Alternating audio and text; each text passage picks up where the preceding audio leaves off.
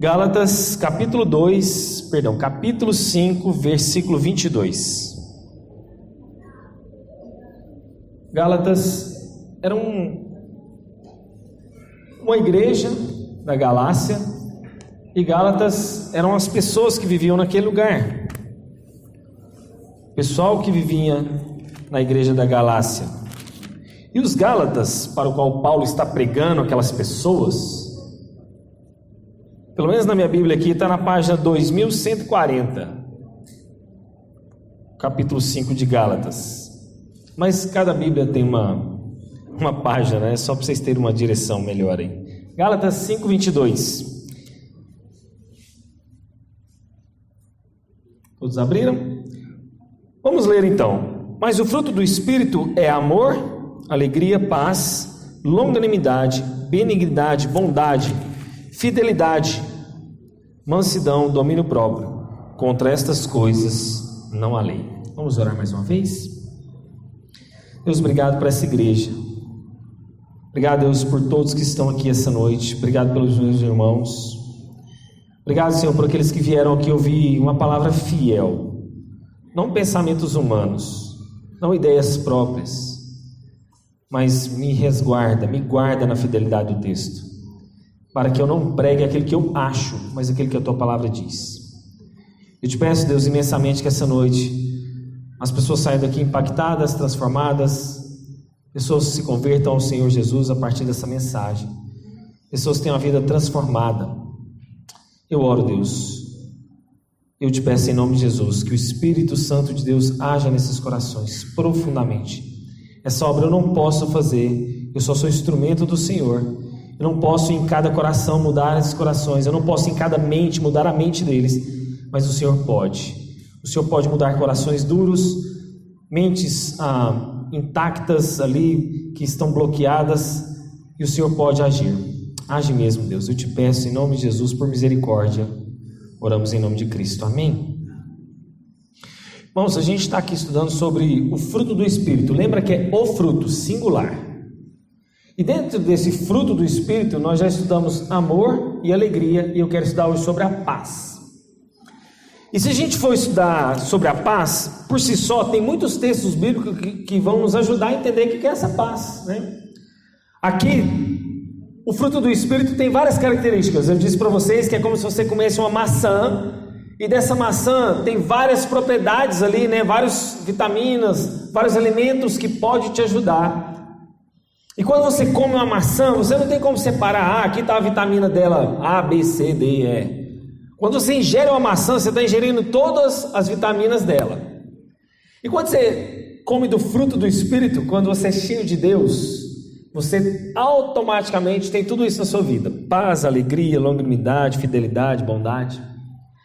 E gente, você não vai conseguir isso aqui na força do seu braço, eu quero te adiantar isso. Você vai conseguir a paz de Deus, o amor de Deus, a alegria de Deus, tendo o Espírito Santo na sua vida. Não adianta você querer caminhar na força do seu braço. Você é alguém alegre. Aí você vai lá e tenta, se esforça para ser alegre. Sabe aquele cara que, na dificuldade dele, você é uma pessoa mais amorosa. Aí ele tenta ser amoroso, mas não consegue, ele maltrata as pessoas, ele fala coisas ruins, age de forma errada, porque está agindo na natureza dele, na força do braço dele, ele não vai conseguir. O que essa pessoa precisa fazer então? Vai lá, entrega a sua vida a Jesus, se encha do Espírito Santo, e aí você vai conseguir ser alguém amoroso. Vai lá, tranca-se no seu quarto, vai buscar a Deus, vai orar, e você sendo cheio do Espírito Santo, você vai conseguir ter paz. E talvez paz é uma das coisas que a gente mais busca, não é verdade?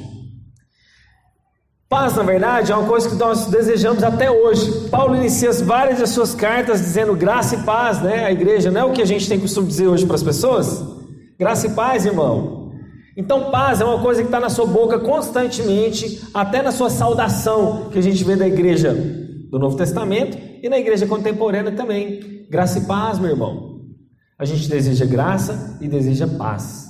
Paz é todo mundo quer ter. Alguém por acaso quer uma casa atribulada? Alguém por acaso quer uma vida interior atribulada, um coração tribulado, cheio de guerra, cheio de angústia, inquieto? Alguém por acaso deseja isso? Nem alguém que está lá fora, nem um ímpio quer. Então, se nem um ímpio deseja isso, você acha que o povo de Deus vai desejar isso? Mas a gente tem paz a partir do momento que a gente é cheio de Deus. cheio dessa presença. E esse texto base de Gálatas 5:22, a gente vai utilizar para explicar essa característica do fruto do Espírito. E Paulo, irmãos, usa essa expressão, não só graça e paz na iniciação das cartas dele, mas ele fala o Deus da paz. O que ele quer dizer com o Deus da paz? Ele está indicando e procurando que Deus, o próprio Deus, é o autor dessa paz. Jesus não é o príncipe da paz?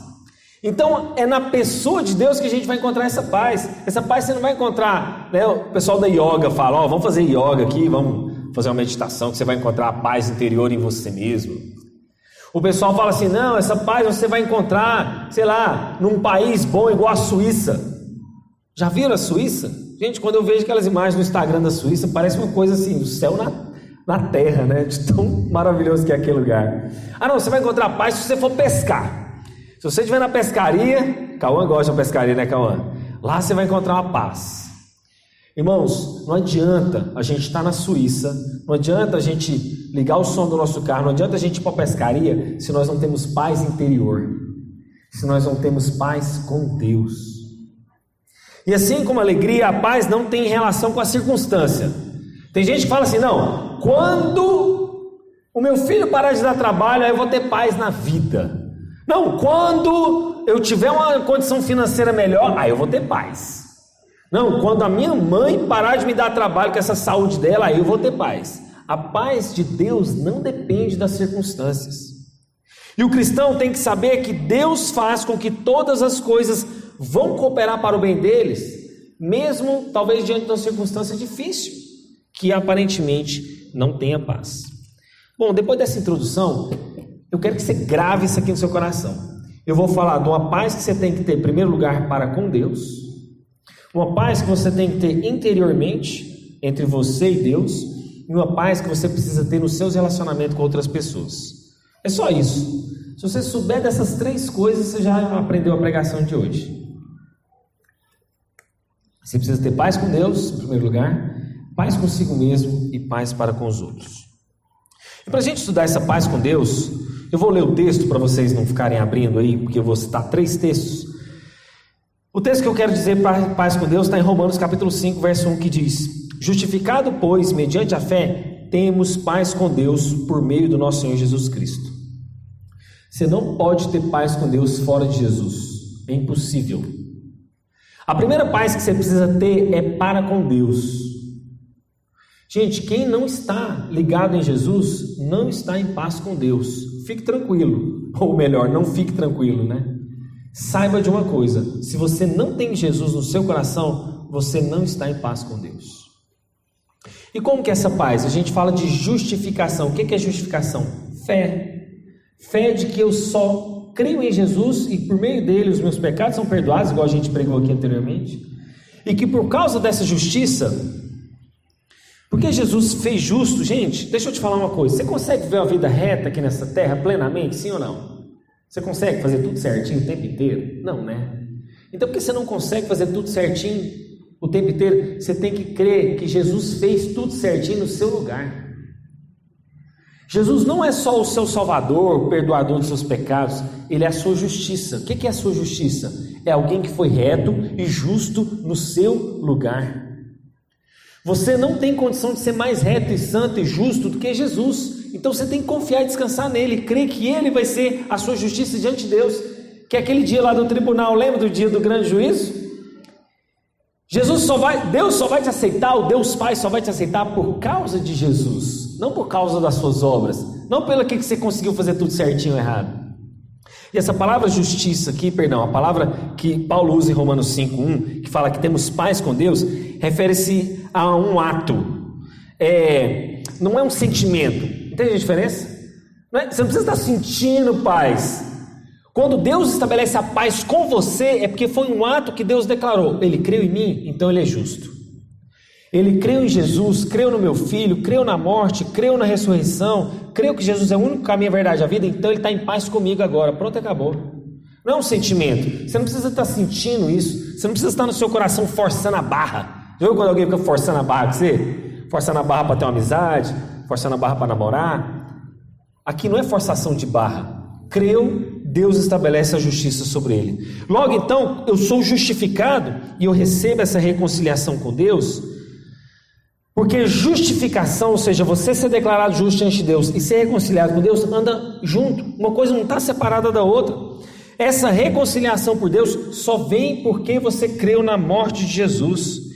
E esse fato de você agora ser reconciliado com Deus, você ser justo diante de Deus, você está em paz com Ele. Então você não pode sair daqui com essa dúvida na sua cabeça.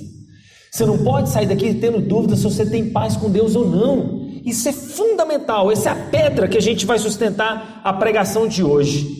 Porque se você não está em paz com Deus, não adianta você querer ter paz interior, você não vai ter. Não adianta você querer ter paz no relacionamento com outras pessoas, você não vai ter. Porque primeiro você precisa ter paz com o Criador. Gente, imagine só. Vamos supor que eu estou em guerra com meu vizinho não gosta de mim, eu não estou em paz com meu vizinho. Você pode mudar de casa, pode comprar uma casa em outro lugar, você pode pensar, quer saber? Eu vou comprar uma casa longe dessa pessoa, eu não tenho paz ao lado dela. Esse vizinho com esse som alto aqui, esse vizinho briguento, barulhento, eu não tenho paz com esse vizinho. Aí você vai comprar uma casa, resolve, ou seu vizinho muda, está resolvido. Mas se você não tem paz com Deus, não adianta você fugir para lugar nenhum. O salmista fala, Senhor, não importa ao monte que eu suba mais alto, não importa que eu vá nas profundezas do mar, o Senhor me sonda, o Senhor me conhece, o Senhor me acha. Você pode mudar para o interior, para outro país, visitar seu parente, não importa. Se você não estiver em paz com Deus, Deus estará lá contigo.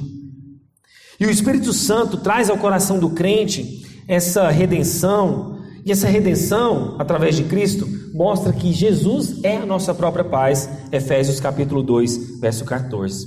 Ele é a nossa paz, o que nenhuma outra coisa, o que nenhuma outra pessoa, o que nenhuma outra circunstância jamais pode trazer. Tão somente a própria pessoa de Deus pode trazer essa paz em nós, porque Ele é o príncipe da paz. Isaías capítulo 9, verso 6. E por causa de Jesus, essa barreira que separava eu de Deus, essas guerra, entre aspas, que havia entre eu e Deus, acaba. Acaba porque eu não sou mais destinado à ira eterna de Deus. Acaba porque todo homem que nasce separado de Deus, e todo homem nasce separado de Deus, ele está em inimizade com Deus. O que falta para você crer? Sabe o que falta? Você se entregar, você confiar nessa palavra. E sabe quando é que você vai ter paz com Deus? Basta você orar. Você pode estar aqui na igreja e fazer isso agora. Você pode ir para sua casa e fazer isso lá no seu quarto, na sua cama. Qualquer lugar você pode ter paz com Deus desde que você creia, desde que você entregue. Você não precisa ir para a Trindade a pé, você não precisa carregar uma cruz de madeira pesada, você não precisa fazer nada a não ser crer.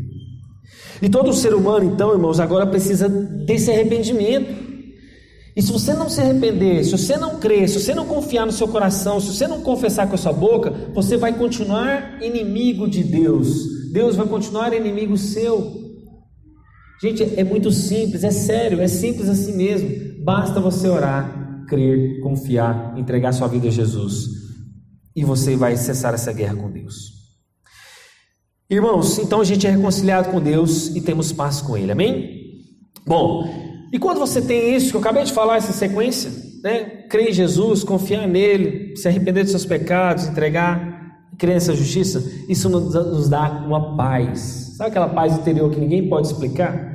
Sabe aquela paz de espírito que você sente? E que, sério, você pode estar doente. O John Piper fala de um livro chamado assim, olha, não desperdice o seu câncer. O que ele quer dizer com não desperdiçar o câncer?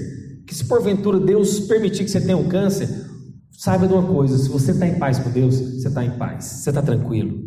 É uma paz que não se explica, é um descanso que a gente não pode explicar para outras pessoas, mas você consegue viver no seu coração. Porque Deus não está mais irado com você, você não vai viver a eternidade longe dele, e o seu coração agora tem alegria, paz e tranquilidade. Eu sei que a gente deseja uma paz nacional, não é? A gente gostaria que o Morro do Rio de Janeiro não fosse aquela violência. Nosso irmão Sebastião esteve lá, Cauã esteve lá, teve alguns irmãos que eu fiquei sabendo que estiveram lá também recente. A gente deseja que o Rio de Janeiro tenha paz. A gente deseja que o Boa Vista, né, que há um tempo atrás foi um bairro um pouco mais violento, hoje a gente tem um pouco mais de paz aqui, mas a gente deseja paz em todos os lugares. Você gostaria de deixar o seu carro aberto? Você gostaria de deixar o seu celular lá no banco, voltar lá e o seu celular está lá? Nosso irmão Terence compartilhou conosco aqui, né, de um problema que a nossa irmã teve com o filho, lá no Rio de Janeiro, foi cometido um assalto. A gente gostaria de ter paz, mas sabe de uma paz que não vai mudar a sua vida? Sabe daquela paz assim que vai transformar a sua vida, na verdade? É essa paz interior, a paz com Deus. E essa paz, ela é objetiva, ela é um fato. Jesus morreu, você creu? Jesus morreu por você, você crê nisso? Você crê que Jesus é o único caminho, a verdade e a vida? Então isso é um fato? Então você tem paz com Deus. E quando o cristão está convencido disso, ele é eternamente seguro em Cristo Jesus e liberto dessa inimizade. Porque o mérito não está nele. O crente justificado, ele desfruta dessa bênção. A gente falou do que é alguém ser abençoado, lembra nos cultos passados? E o que é ser abençoado? Ser justificado, ter essa paz com Deus. E esse é o resultado do perdão. Então essa paz fala de um passado que eu já fui perdoado. Essa paz com Deus fala de uma graça agora presente, que eu desfruto dessa paz agora. E essa paz está falando de uma paz futura, eterna, que eu terei na glória, que é uma herança futura. E eu termino nesse primeiro ponto. Você está em paz com Deus? Se você não está em paz, tem a chance hoje de fazer isso, agora nessa igreja, ou quando você estiver em casa. E a paz é esse fato, ele não é esse sentimento. Em primeiro lugar, então, você tem que estar em paz com Deus. Em segundo lugar, como ter paz dentro de nós mesmos? Como você ter paz dentro de si? Às vezes a nossa vida está atribulada, o nosso coração está angustiado, parece que a gente não tem paz. Eu quero ler um texto para você em Colossenses capítulo 3, de 15 a 17, que diz o seguinte: e que a paz de Cristo dirija vocês em suas decisões, pois foi para essa paz que Deus te chamou, a fim de formar um só corpo, que é a igreja. Que sejam agradecidos, que a mensagem de Cristo, com toda a sua riqueza, viva no coração de vocês. Ensinem e instruam uns aos outros com toda a sabedoria. Cantem salmos, cantem hinos, cante canções espirituais, louvem a Deus com gratidão no coração. E tudo o que vocês fizerem ou disserem, façam em nome de Jesus, por meio dele, e agradeçam a Deus o Pai. O Deus, o Pai. Em Filipenses 4:7 diz: e a paz de Deus, que transborda, que excede. O que é exceder? Você não consegue explicar. Que essa paz que excede todo entendimento, que ultrapassa todo entendimento, você não consegue explicar para as outras pessoas. Essa paz guardará o seu coração e vai guardar a sua mente em Cristo Jesus. Filipenses 4:7. Gente, essa paz que você não consegue explicar para as pessoas vai estar com você, se você já teve a paz com Deus. Essa paz interior você pode experimentar, mesmo tendo câncer, mesmo tendo uma dívida impagável aparentemente aos seus olhos, mesmo parece que seu filho não muda, seu pai não muda, sua mãe não muda, mesmo parece que você não vê saída para um problema, essa paz que excede todo entendimento vai guardar o seu coração e a sua mente. E esse texto que fala no início de Colossenses 3,15, fala que a paz de Cristo é o árbitro no seu coração. O que é esse árbitro? O coração na Escritura é o centro das emoções, é o centro da vontade. Isso está falando de vontade, está falando de volição, está falando de emoção. E essa paz de Cristo, que é o árbitro, vai guardar o seu coração. E o que é o árbitro? O árbitro lá no esporte, né? Tiagão sabe muito bem. Cadê o Tiago? Está lá atrás. Tiagão é árbitro de futebol. E o que é o árbitro? O árbitro é aquele que, na verdade, define. O árbitro é aquele que vai estabelecer as regras do jogo, vamos assim dizer. O árbitro é quem vai aplicar aquelas regras. E essa palavra aqui no hebraico fala exatamente disso, de árbitro, que quer dizer aquele que preside o jogo, ou seja, aquele que comanda, aquele que tem as cartas nas mãos. E não só ele, é interessante isso nessa palavra grega, ele não só tem um comando do jogo, as regras do jogo, mas ele aplica essas regras, mas ele também distribui os prêmios. Então, quando a gente vai lá e comete uma falta, o árbitro vai mostrar que a gente não pode continuar daquela maneira. E essa paz que é usada para descrever essa atividade do árbitro, vai decidir o resultado. É a paz de Deus, a paz de Cristo, que os crentes precisam para a tomada de suas decisões. Essa paz mostra que o árbitro, o juiz, ele vai colocar as regras para onde eu posso ir e até onde eu posso ir. Porque o nosso coração tem essas dúvidas, não é? O nosso coração pergunta assim: o que eu devo fazer agora? Quando você acorda de manhã, você fala assim, você tem um monte de atividade para fazer, o que eu tenho que fazer agora? Que rumo que eu devo tomar? Que decisão que eu devo tomar? E essa paz de Cristo então vai ditar a minha decisão. Devo ou não devo abrir essa empresa agora? Devo tomar essa decisão de mudar de casa ou não? Devo ir para aquele lugar, mudar de país ou não? Deus vai dar essa paz para você tomar de decisão. E quando a gente transgride a regra do jogo, quando a gente ultrapassa, a gente recebe o cartão amarelo de Deus, vamos dizer, recebe uma advertência, porque o caminho que a gente está vivendo não é a vontade de Deus. O árbitro, que é a palavra de Deus através de Cristo, está dizendo: olha, até aqui você não pode ir. E a gente acha que limite, eu já falei para vocês, é ruim. A gente acha que limitar as coisas na nossa vida é ruim. Então vamos pensar na sociedade. Se a sociedade fosse ilimitada, sem limites, o que ia acontecer? A gente ia se autodestruir. Eu podia pegar uma arma, sair matando qualquer um. Eu tinha que ficar em casa trancado o tempo inteiro, porque qualquer hora um podia me matar.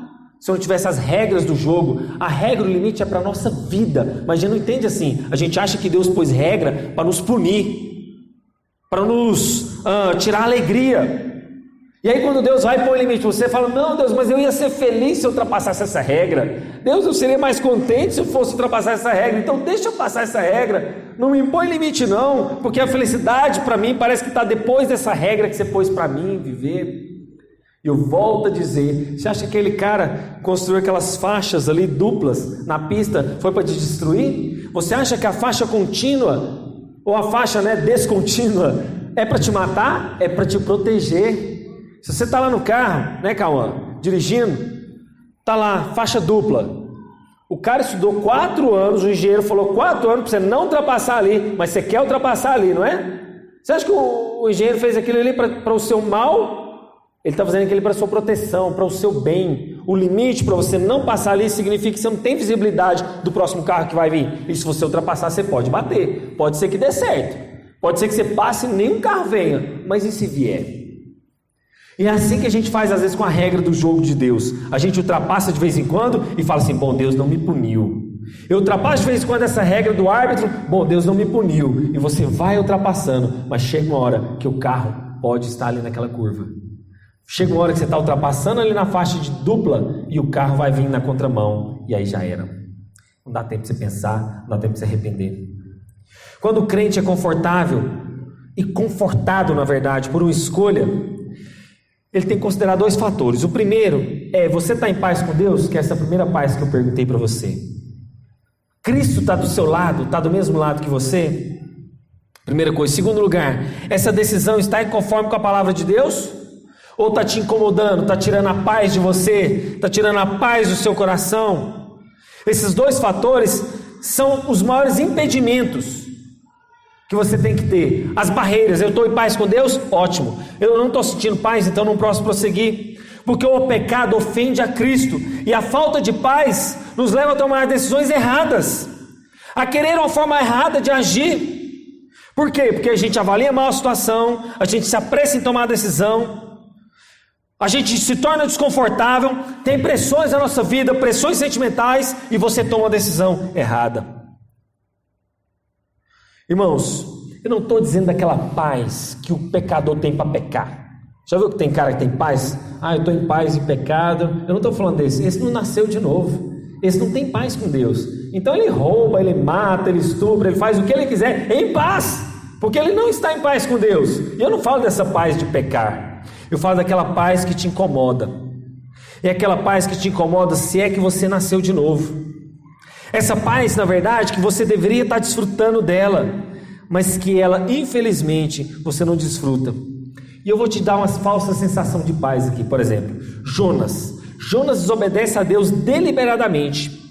Ele vai lá, pega um barco, dorme ali no porão do barco e ele supostamente está em paz. Ele tinha uma falsa paz, mas ele sabia que ele estava fora da direção de Deus. Davi, quando encobre os seus pecados, ele perde a paz, ele perde a capacidade de louvar a Deus. Salmo 32, Salmo 51 mostra isso.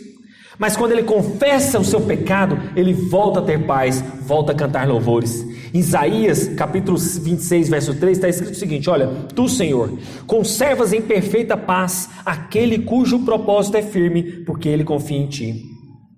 Filipenses capítulo 4, verso 6, Paulo dá uma instrução a Evódica e a Síntique, dizendo: não fiquem preocupados com coisa alguma, mas em tudo sejam conhecidos diante de Deus os vossos pedidos, por orações e súplicas, com ações de graças, e o Deus da paz, que excede todo entendimento, vai guardar o seu coração e a sua mente. E a conclusão, meus irmãos, desse segundo tópico é: essa paz nós vamos sentir estando em Deus. É uma paz que está na alma do crente. É uma firme convicção que você não consegue explicar. Você tomou aquela decisão você não consegue explicar, mas você tem paz de tomar. E essa paz é um dom divino. Ela emana dessa bondade de Deus que quer te abençoar. Essa doce paz tem origem na pessoa do próprio Deus, na sua palavra, em conhecer a Ele. E essa paz você não consegue explicar para as pessoas, mas você está em paz em decidir aquilo, porque está conforme a palavra de Deus. O Espírito Santo trouxe ao seu coração, e essa paz é que você tem que viver. A inteligência humana não explica, a análise dos especialistas não consegue definir, não tem como. A gente não explica, simplesmente você sabe que você está em paz. E o verdadeiro da vida cristã é isso. Não é eliminar todas as circunstâncias desagradáveis da sua vida. É confiar nessa paz, nesse bom propósito e soberano de Deus. E essa paz, irmãos, vai estar no seu coração, amém? E a última paz que eu quero dizer para vocês é paz com os homens. Você já tem paz com Deus, você já tem uma paz interior e agora paz com os homens. E eu quero usar esse texto de 1 Tessalonicenses 5,13 que diz o seguinte: tratem essas pessoas com maior respeito e amor, por causa do trabalho que fazem, e vivam em paz uns com os outros. Romanos 12,18 diz o seguinte: se possível. E por que ele fala se possível? Porque ele fala o seguinte, abre um parênteses: no que depender de você, tenha paz com todas as pessoas. Nem sempre é possível a gente ter paz com todo mundo, porque nem tudo depende só de você. Mas no que depender de você, tenha paz com todos os homens. E um tema antigo e recorrente no Antigo Testamento e no Novo é exatamente esse: um mandamento para a gente ter paz com todos naquilo que depender de você.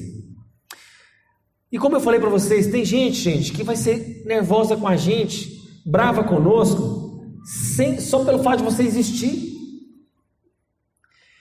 Eu quero que você grave essa frase. Essa frase eu ouvi ela secularmente, mas eu acho que ela cabe nessa pregação. Sabe o que diz o seguinte? Diz que o brasileiro perdoa todos os pecados, menos o do sucesso. Se alguém começar a ter sucesso do seu lado, começa a bater inveja. Se essa pessoa começa a ter sucesso do seu lado, começa a bater: mas aquela pessoa também, ele mudou. Ele era humilde, agora ele cresceu um pouquinho e já está inveja. Porque o brasileiro consegue perdoar todos os pecados, mas o do sucesso ele não consegue perdoar. Porque começa a crescer um pouquinho, começa a ter inveja. Começa a crescer, ganhar mais um pouquinho, começa a ter cobiça. Começa a ganhar mais um pouquinho, fala mal do outro.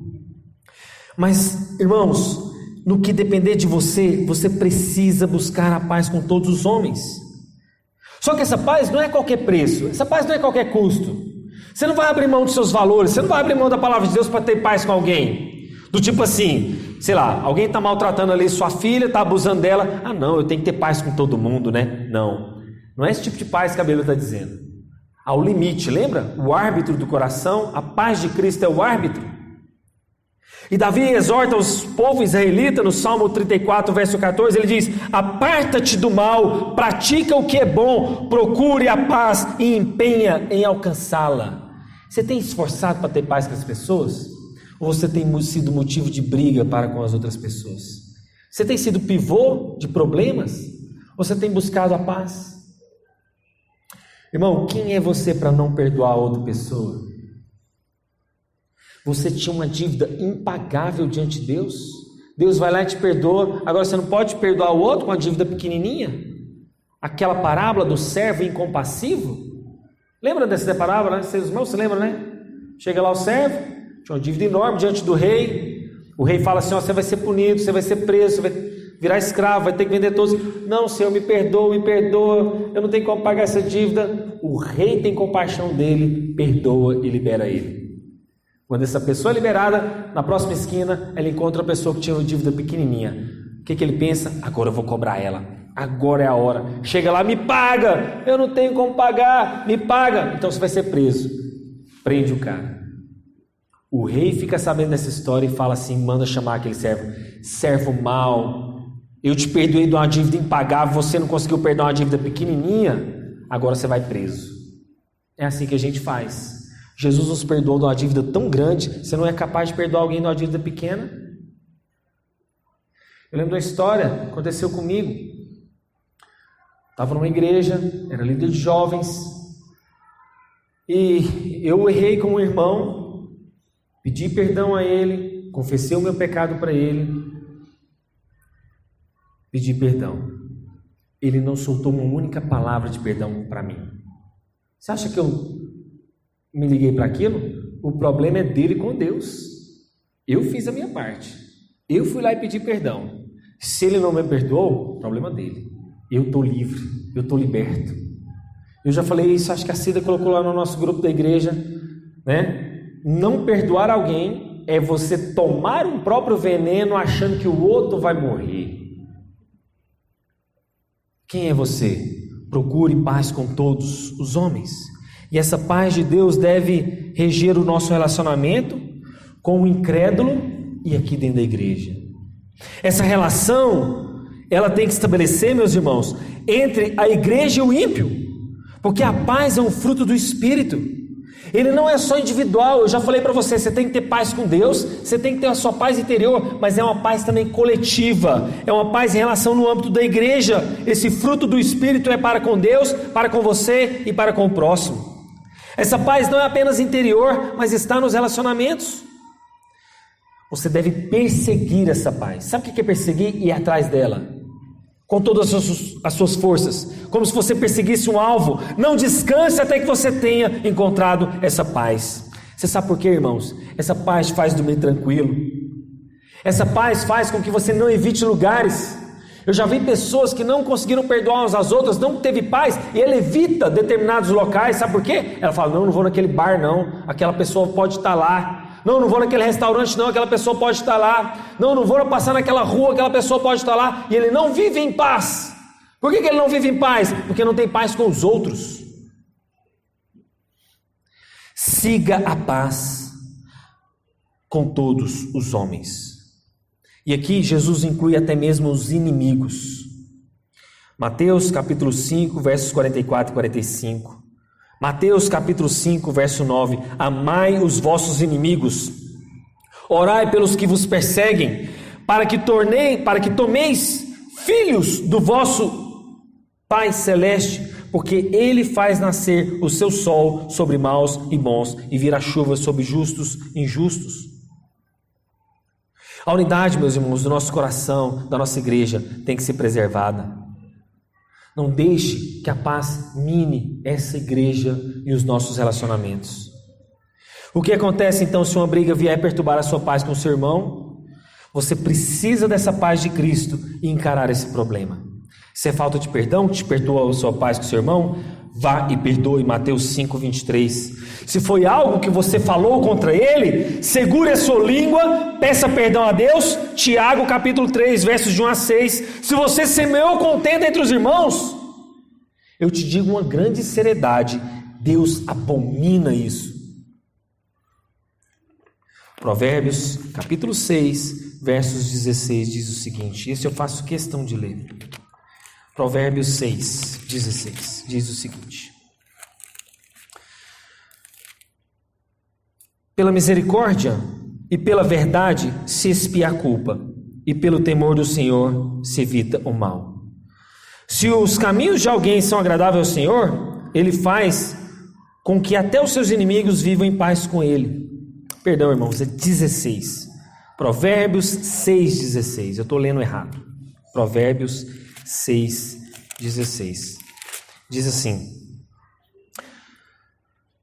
6 coisas o Senhor odeia, e a 7ª a sua alma detesta, ou abomina em algumas versões: Então vamos ver o que o Senhor odeia? Vamos lá? O que Deus odeia? Olhos cheios de orgulho, língua mentirosa, mãos que derramam sangue inocente, coração que faz planos perversos, pés que se apressam em fazer o mal. Mas vamos ver então o que Deus abomina. O que Deus, vamos dizer assim, detesta? Testemunha falsa que profere mentira e o que semeia discórdia entre irmãos. Essa Deus abomina. Então, se está faltando perdão, se você falou algo contra alguém, e se você está semeando contenda entre os irmãos, você não está buscando a paz. Deus está odiando o que você está fazendo. Não sou eu que estou dizendo, é a palavra. E os pacificadores, meus irmãos, são todos aqueles que querem manter a paz uns com os outros, todos aqueles que proclamam o Evangelho e todos aqueles que vivem segundo o príncipe da paz. Vamos orar? Deus, obrigado por essa mensagem. Que o príncipe da paz venha encher essas pessoas com o teu amor. Que possamos ser cheios, Deus, do fruto do Espírito. É um fruto, é o Espírito Santo. É